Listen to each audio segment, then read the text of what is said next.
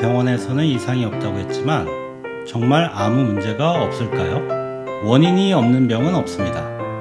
원인을 알아야만 병을 치료할 수 있습니다. 케이스를 소개해 드리겠습니다. 이번 환자분은 고등학생 여자분으로 학원 수업 도중 갑작스럽게 발생한 두통 때문에 수업을 중단하고 어머니의 부축을 받아 내원하셨습니다. 환자분은 지난 2년간 지속적인 두통으로 여러 차례 MRI 등 정밀 검사를 받았으나 특별한 이상 소견은 없었습니다. 그럼에도 증상이 계속되어 신경과에서 처방받은 약을 복용해 오던 중이었습니다.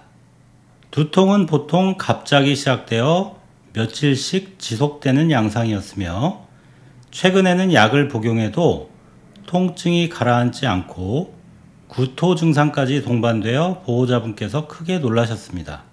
보통 뇌에 문제가 생겼을 때 구토한다고 알고 계시니까요. 환자분께서는 두통 부위가 두근두근 마치 심장이 뛰는 듯한 느낌이 들며 아프다고 했습니다. 통증이 심할 때는 딱따구리가 머리를 쪼아대는 것 같다고 표현하셨습니다. 두통은 한의원에 내원하시는 환자분들 중에서 가장 흔한 증상 중 하나입니다. 특히 병원 검사에서는 이상 없음으로 나오지만 증상이 지속되어 여러 병원을 전전하시다가 한의원으로 오시게 되는 경우가 많습니다. 앞에 고등학생 환자분도 병원에서는 이상이 없다고 했지만 정말 아무 문제가 없을까요? 제가 진맥을 해보니 문제가 바로 보였습니다. 즉, 한의학적으로는 분명한 몸의 이상이 있었던 것이죠. 맥에서 심장과 머리 쪽으로 열이 몰려있는 것이 확인되었는데요. 한의학에서는 이런 상태가 되면 두통이 생긴다고 봅니다. 그렇다면 왜 이런 열의 편중이 생겼을까요? 그 이유를 알기 위해서는 먼저 환자분의 체질을 알아야 합니다. 저는 진맥으로 체질을 진단하고 생활 습관을 통해 열의 많고 적음을 판단합니다. 이 환자분은 열태양인 체질이었습니다. 열태양인이란 말 그대로 열이 많은 태양인을 의미합니다. 즉, 더위를 많이 타고 추위에는 비교적 강하다는 뜻이죠. 보통 태양인이라고 하면 모두 열이 많을 것이라고 생각하는데요. 같은 태양인이라고 하더라도 누구는 추위를 많이 타고 누구는 열이 많습니다. 이 열의 정도에 따라 병의 원인과 치료 방향이 달라지기 때문에 체질과 더불어 열이 얼마나 많은지도 함께 살펴보아야 합니다. 열이 많다는 건 곧 에너지가 많다는 뜻이기도 합니다.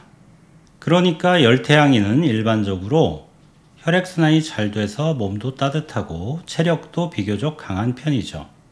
하지만 이건 몸이 건강할 때, 즉 몸이 균형을 유지할 때의 이야기입니다. 몸의 균형이 깨지면 그 열이 오히려 독이 됩니다. 온 몸에 고르게 퍼져 있던 열들이 통제되지 못하고 심장이나 머리, 눈, 어깨, 뒷목 등 상체 쪽으로 쏠리게 되는 것이죠.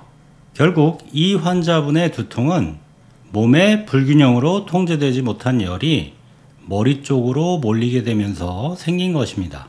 그렇다면 치료는 어떻게 해야 할까요? 머리로 쏠린 열이 원인이니까 두통이 있을 때마다 열을 내리는 침이나 한약을 쓰면 되지 않을까요? 그렇지 않습니다. 증상이 생길 때마다 일시적으로 통증만 줄이는 것은 치료가 아닙니다. 머리로 열이 쏠린 근본 원인은 바로 몸의 불균형이기 때문입니다. 따라서 치료의 목표는 몸의 균형을 회복해서 열이 스스로 조절될 수 있는 원래의 몸 상태로 되돌리는 것입니다. 한의학에서는 침과 한약을 통해 이런 조절이 가능합니다. 자, 정리해 볼까요? 만성 두통 환자분들은 병원에서 MRI를 비롯한 각종 검사들을 받지만 실제로는 원인을 찾을 수 없는 경우가 많습니다. 하지만 이런 분들도 한의학적으로 접근하면 원인을 찾을 수 있는 경우가 많습니다.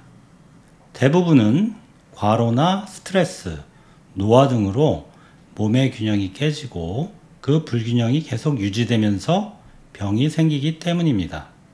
저는 그 불균형의 원인과 치료 방향을 찾기 위해서 체질을 진단합니다. 거기에 더불어 열이 어느 정도까지 많은지를 알아야 병의 원인을 정확하게 파악할 수 있고 그에 맞는 치료 방향도 세울 수 있습니다.